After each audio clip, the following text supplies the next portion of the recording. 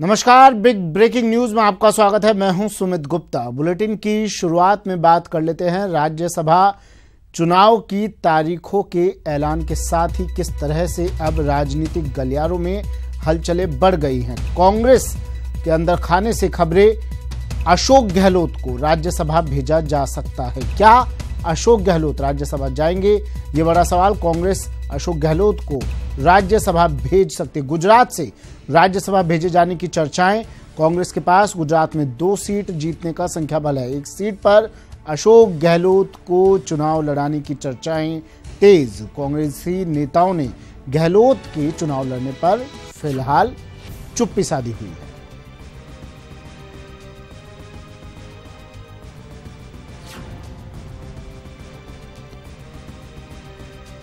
अट्ठावन सीटों पर चुनाव का ऐलान। 16 राज्यों में 58 राज्यसभा सीटों पर मतदान होगा। 23 मार्च को वोटिंग और 23 मार्च को ही काउंटिंग भी। 2 सीटें गुजरात से कांग्रेस के पास इस बार संख्या बल के आधार पर। राजीव तिवारी मेरे सहयोगी दिल्ली से हमारे साथ सीधा जुड़ गए हैं। राजीव, कांग्रेस से जो खबर मिल रही है, कितनी उसकी पुष्टि हो पाई? क्या अपडेट आपके पास?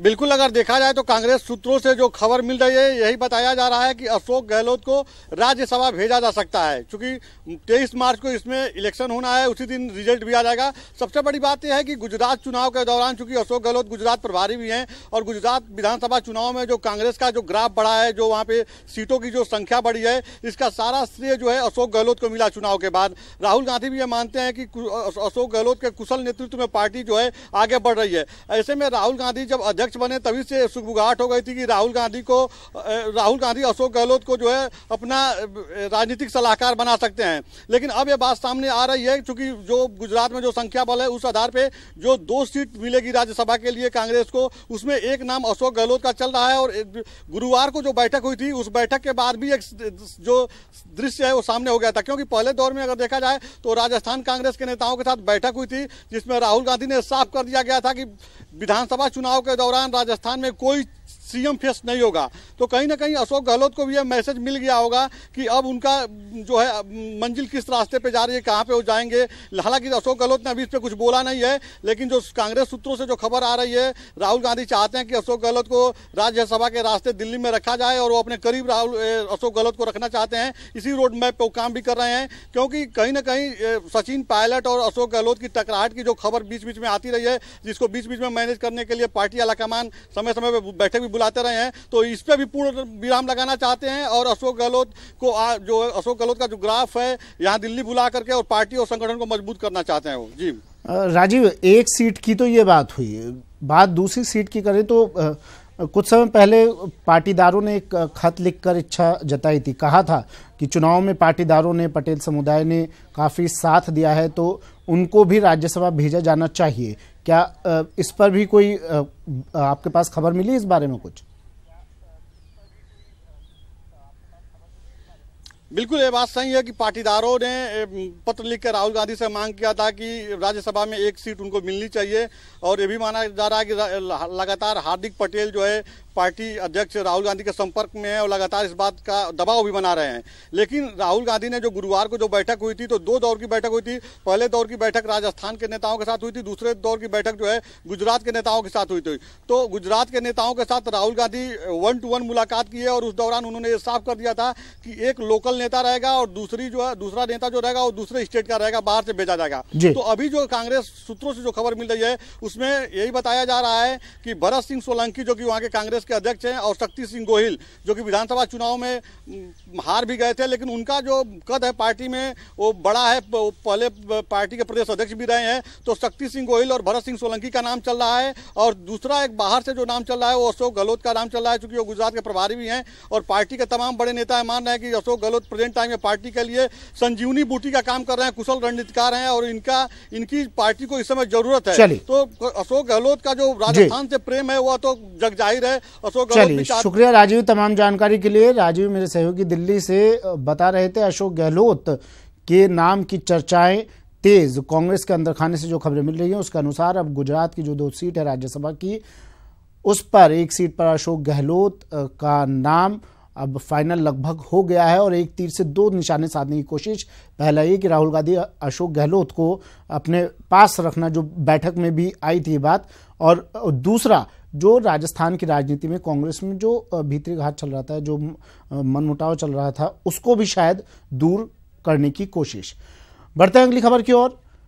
चूरू के आसलखेड़ी गांव में ग्रामीणों द्वारा की गई मजनू की पिटाई का वीडियो अब वायरल हो रहा है। बताया जा रहा है कि रामपाल नाम का व्यक्ति आसलखेड़ी गांव में अपने दोस्त की शादी में आया, जहां रामपाल ने शराब के नशे में एक महिला का रास्ता रोककर उससे छेड़छाड़ करते हुए जबरदस्ती करने की कोशिश की, जिसके चलते महिला के परिजनों ने ग्रामीणों के साथ मिलकर मजनू के हाथ पैर बांधकर पिटाई कर दी। युवक का बीकानेर के अस्पताल में इलाज चल रहा है। जानकारी के अनुसार 21 फरवरी की ये घटना बताई जा रही है। बचपन से रोला रहे तेरे सके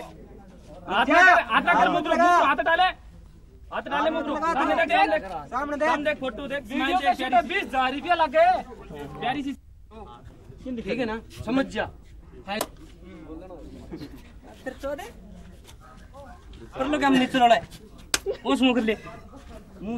शराब के नशे में इस युवक ने महिला के साथ छेड़छाड़ की, जिसके बाद वहां मौजूद लोगों ने इसे पकड़ा और इसकी जमकर पिटाई की। चूरू के गांव का मामला बताया जा रहा है। ग्रामीणों ने इसे पहले बंधक बनाया, फिर इसकी पिटाई कर दिया। अब ये वीडियो वायरल हो रहा है।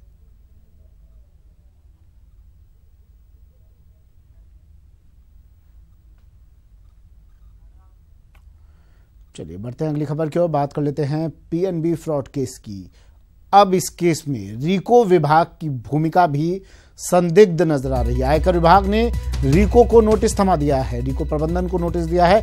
रीको से गीतांजलि ज्वेलर्स का रिकॉर्ड तलब किया गया है। गीतांजलि ज्वेलर्स की औद्योगिक इकाइयों की जानकारी मांगी है रीको से। गीतांजलि ज्वेलर्स की अन्य संपत्तियों की भी जानकारी तलब की है। आईटी ने फायर स्टार औद्योगिक इकाई का रिकॉर्ड तलब किया। रीको से इसमें अवैध रूप से गीतांजलि ग्रुप की कंपनियां चल रही थी। गीतांजलि ज्वेलर्स की 3 इकाइयों पर ईडी ने छापे मारे थे।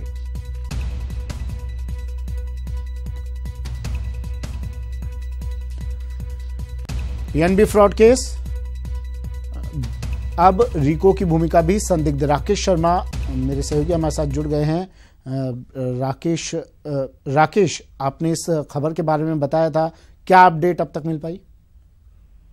देखिए सुमित, इसमें एक सबसे बड़ी बात ये सामने आ रही है कि केंद्र सरकार के उद्योग एवं वाणिज्य जो मंत्रालय है, उसने भी रीको को ये जो गीतांजलि को कुछ औद्योगिक इकाइयां आवंटित की फर्जी तरीके से, इन पर इनकी जांच की मांग की थी, इनका अलॉटमेंट रद्द करने की बात की थी, क्योंकि जो गीतांजलि ज्वेलर्स जिन फर्मों में जो अवैध तरीके से कारोबार कर रहा था, इसकी जानकारी न तो राजस्व विभागों को दी जा रही थी, न आयकर विभाग और न ही केंद्रीय उत्पाद एवं सीमा शुल्क विभाग को। तो खुद उद्योग एवं वाणिज्य विभाग ने इसकी एलओपी और एलओए रद्द करने का नोटिस भी जारी किया था, लेकिन रीको ने ऐसा नहीं किया। और अभी कुछ समय पहले जो गीतांजलि ने एक फर्म को जिसमें बहुत बड़े पैमाने पर कारोबार किया था, उसको खाली कर दिया है। इसमें अब जो दूसरी जांच क्या है, वो भी निश्चित तौर पर रीको से सवाल जवाब तलब। शुक्रिया राकेश तमाम जानकारी के लिए। राकेश मेरे सहयोगी बता रहे थे गीतांजलि ज्वेलर्स के अन्य संपत्तियों पर भी अब शिकंजा। पीएनबी फ्रॉड केस में रीको की भूमिका संदिग्ध, नोटिस थमाया गया रीको।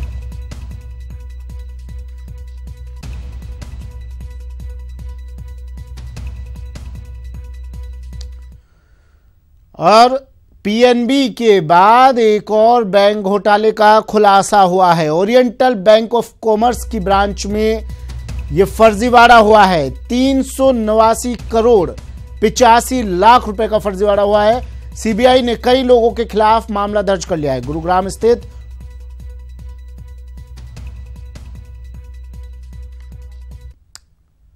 चलिए और अब बात अन्ना हजारे के जयपुर दौरे की। समाजसेवी अन्ना हजारे जयपुर में कई कार्यक्रमों में आज शिरकत करने वाले हैं। अन्ना किसानों को यहां पर संबोधित करेंगे। रामलीला मैदान में एक विशाल जनसभा आयोजित की गई है, जहां पर अन्ना हजारे किसानों को, लोगों को संबोधित करेंगे। गोविंदगढ़, इसके बाद गोविंदगढ़ जाने का भी अन्ना हजारे का कार्यक्रम है।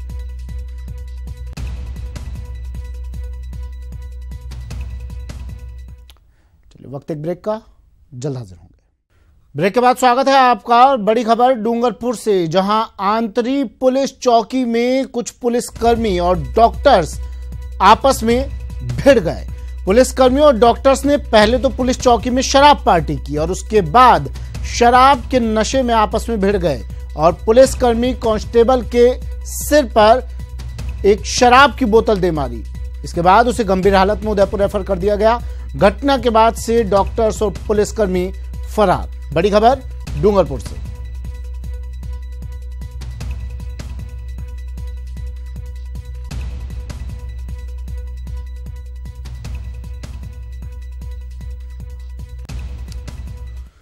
दिल्ली से बड़ी खबर आ रही है, जहां विक्रम कोठारी और उनके बेटे की कोर्ट में आज पेशी होगी। सीबीआई दोनों को आज पटियाला हाउस कोर्ट में पेश करेगी। सीबीआई ने कई दिनों की पूछताछ के बाद इन्हें गिरफ्तार किया था। 7 बैंकों से करीब 3,695 करोड़ रुपए के फर्जीवाड़े का इन पर आरोप है।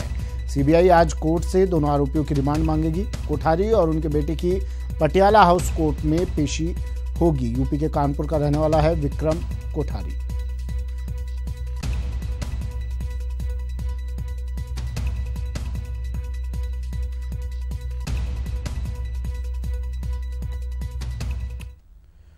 और अब बात कर लेते हैं एनकाउंटर 18 की। जी हां, उदयपुर में आज से एनकाउंटर 18 शुरू होने जा रहा है। उदयपुर में आज इसका पहला शो होगा, रेसलिंग शो। एनकाउंटर 18 का पहला शो आज। द ग्रेट खली इसमें हिस्सा लेंगे। 6 विदेशी रेसलर भी इसमें हिस्सा ले रहे हैं। खेलगांव में एनकाउंटर 18 का आयोजन किया जा रहा है।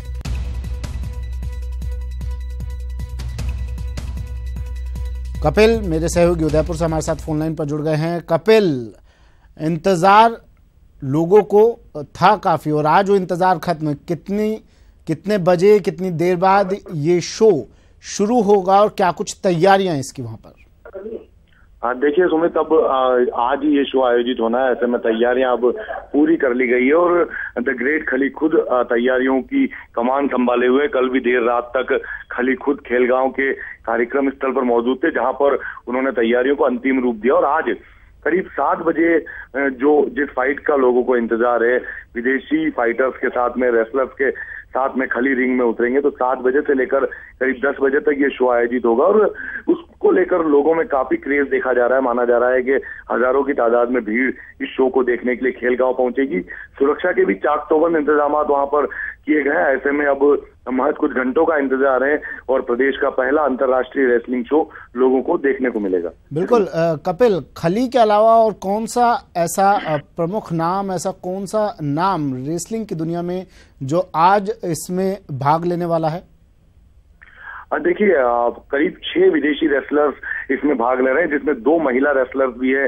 इसमें जेमी और कैटी शेरिलियन नाम की 2 महिला रेसलर है और विलियम्स नाम से जो एक पुरुष रेसलर विदेश से आए हैं, वो भी काफी नामचीन रेसलर माने जाते हैं। तो ऐसे में जब विदेशी रेसलर्स रिंग में उतरेंगे, खली के साथ उनकी फाइट होगी, तो बेहद ही रोमांचक वो नजारा होगा। चलिए, शुक्रिया कपिल तमाम जानकारी के लिए। उदयपुर में पहला रेसलिंग शो आज।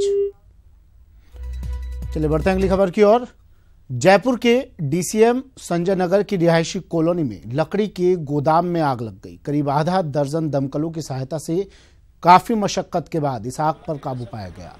गोदाम के दोनों तरफ रेजिडेंसी फ्लैट्स बने हुए हैं। स्थानीय लोग, दमकल कर्मियों, पुलिस की तत्परता से आग पर काबू तो पा लिया गया, लेकिन गोदाम में रखा फर्नीचर जलकर राख हो गया।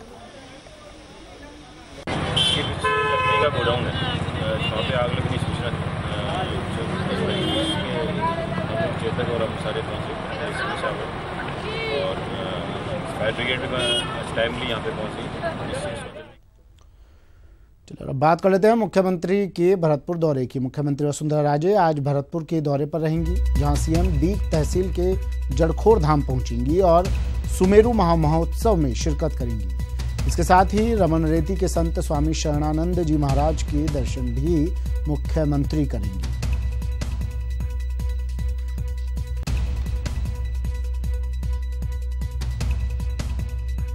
सौरभ गृहस्थी मेरे सहयोगी हमारे साथ फोन लाइन पर जुड़ गए हैं। सौरभ, क्या कुछ कार्यक्रम मुख्यमंत्री का, क्या कुछ रोड मैप यहाँ रहने वाला है? देखिए, मैं आपको बता दूं कि मुख्यमंत्री वसुंधरा राजे कुछ ही देर में सेऊ पहुंचने वाली है। यहाँ से सीएम राजे सड़क मार्ग से जड़कोर धाम जो आयोजन स्थल है वहाँ पर पहुंचेंगी और वहाँ पर जो कार्यक्रम आयोजित किया जा रहा है सुमेरु महोत्सव, उस कार्यक्रम में शिरकत करने वाली है। और साथ ही जो श्रीमद् भगवत कथा है उसमें भी सीएम राजे जो है वो मौजूद रहेंगी। जहाँ पर हेलीपैड है इस वक्त, वहाँ पर मंत्री कृष्ण कौर दीपा यहाँ पर पहुंची हुई है, विधायक अनीता यहाँ पर पहुंची हुई है और अब इंतजार किया जा रहा है मुख्यमंत्री वसुंधरा राजे का कि वो जब यहाँ पर आएंगी और उसके बाद जड़खोर धाम में पहुंचने के बाद कार्यक्रम जो है वो उसकी शुरुआत होगी। जी बिल्कुल सौरभ, 11 बजे का कार्यक्रम था मुख्यमंत्री के पहुंचने का, क्या जानकारी मिल पाई कितनी देर में मुख्यमंत्री पहुंचेंगी?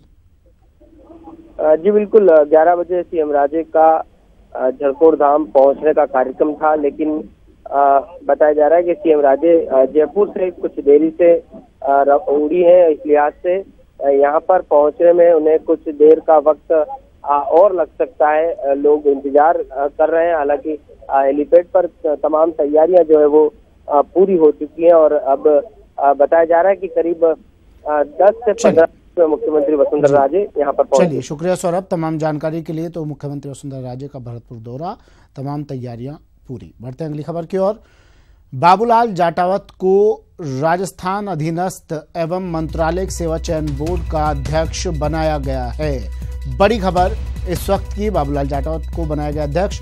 कार्मिक विभाग ने ये आदेश जारी किए। बाबूलाल जाटावत को अध्यक्ष बनाया, राजस्थान अधीनस्थ एवं मंत्रालय सेवा चयन बोर्ड के बने अध्यक्ष। हमारे साथ खुद बाबूलाल जी फोनलाइन पर जुड़ गए हैं। बाबूलाल जी, बधाई हो सबसे पहले आपको, आपकी प्रतिक्रिया। इसके लिए आपको बहुत बहुत धन्यवाद सर जी। आपकी प्रतिक्रिया, आपको अध्यक्ष बनाया गया है। बिल्कुल, सबसे पहले तो माननीय मुख्यमंत्री महोदय का बहुत बहुत आभार व्यक्त करना चाहता हूं कि उन्होंने मुझे इतनी महत्वपूर्ण जिम्मेदारी का अवसर दिया है जी। और क्या कुछ आपकी प्राथमिकता रहने वाली है? प्राथमिकता तो बिल्कुल स्पष्ट है कि हमारे हजारों की संख्या में नौकरियों की स्कोप बढ़ा है, तो उनको जल्दी से जल्दी ट्रांसपेरेंट और जल्दी से जल्दी उन पर हमारे नौजवान साथियों को नियुक्ति दी जाए, ये एकमात्र प्रायोरिटी है। और ट्रांसपेरेंसी के साथ भी ट्रांसपेरेंसी। लेकिन बाबूलाल जी, ये मांग भी यहाँ के प्रदेश के बेरोजगारों की है कि जल्द से जल्द उन्हें नियुक्ति मिले। किस तरह से लाखों बेरोजगार हैं, किस तरह से आप रणनीति तैयार करेंगे, किस तरह से इस काम को अंजाम तक पहुंचाएंगे, क्योंकि चुनौती भरा काम है ये बहुत ही चुनौतीपूर्ण कार्य है, लेकिन असंभव तो नहीं है ना जी। तो we will try to make it. चलिए, तो कहा जा सकता है कि आने वाले कुछ दिनों में लाखों बेरोजगारों की राहें आसान होने वाली है। निश्चित रूप से मैं आपको विश्वास दिलाता हूं कि हम इस पर पूरी उससे एकाग्रता और कठिन परिश्रम करके जल्दी से जल्दी हम जी अपॉइंटमेंट दिलाएंगे।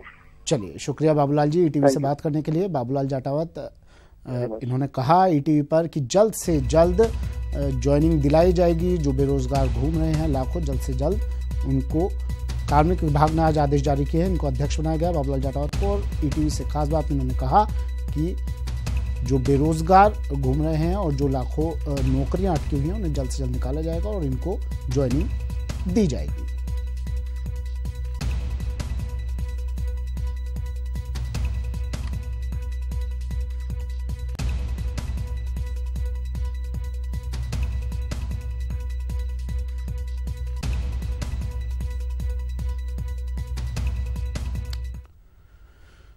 चलिए, और अब बात कर लेते हैं ईटीवी के खास कार्यक्रम राजनीति की। राजनीति कार्यक्रम में इस बार भारतीय कुश्ती संघ के अध्यक्ष बृजभूषण शरण सिंह होंगे। नेटवर्क 18 के कंसल्टिंग एडिटर वासिंद्र मिश्र के एक सवाल के जवाब में उन्होंने कहा कि देश में क्रिकेट को बढ़ावा मिला है, लेकिन क्रिकेट की तर्ज पर पहलवानों को कवरेज नहीं मिलती है। साथ ही उन्होंने कहा कि देश में हर आदमी को खेल से जोड़ना चाहिए। चर्चित जो खेल रहा पैसा जुटाने की दृष्टि से वो क्रिकेट रहा। जी जी। और क्रिकेट को लेके देश के 4-5 ऐसे वरिष्ठतम नेता रहे हैं जो भारतीय राजनीति के शीर्ष पर रहे, महाराष्ट्र से लेकर दिल्ली तक, उन लोगों पर गंभीर आरोप लगे। लेकिन उठाया भी उन्होंने ही।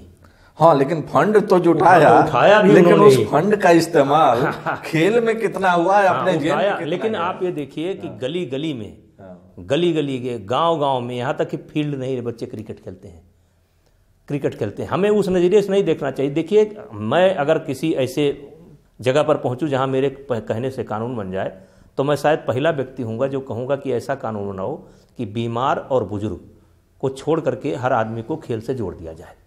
हाँ, लेकिन देखिए, उठाने का काम किया। ये तो आप मान जाइए कि क्रिकेट जैसे खेल ना ओलंपिक में है, ना वर्ल्ड चैंपियनशिप में है। 10-12 राज्य खेलते हैं, 10-12 देश खेलते हैं और नाम है वर्ल्ड कप। और हम जो है 130 देशों के बीच से मेडल लेकर के आते हैं, लेकिन हमको वो कवरेज नहीं मिलती है, हमको वो सहयोग नहीं मिलता है।